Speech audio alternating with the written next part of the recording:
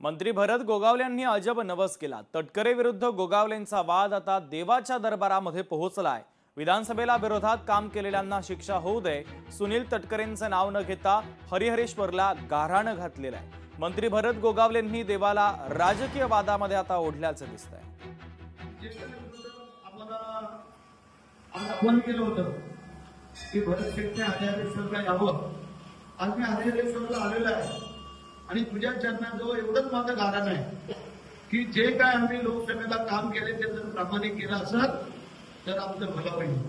जर आम्ही चुकीचं केलं असेल तर मग तुला जी काय आम्हाला शिक्षा द्यायची ती दे। पण आमच्या आमदारकीच्या वेळेला ज्यांनी कोणी चुकीचं खोटं काम केलं असेल त्याला पण ती शिक्षा व्हायला पाहिजे असं माझं गारण आहे तुझ्या चरणाजवळ। मला बाकी काही असू दे परंतु सत्य खरं जे काय तू सत्याचं वाली आहे तर ते सत्य काय आहे ते तू आम्हाला हे दाखवून द्यायला पाहिजे की खरा भरत शेठ आहे का आणखी कोण विरुद्ध बोलणारे आहे तर ते तुझ्या चरणाजवळ आपल्या हात जोडून सगळं बांधून। लोकशाही मराठी ऐका, पहा, जागरूक रहा।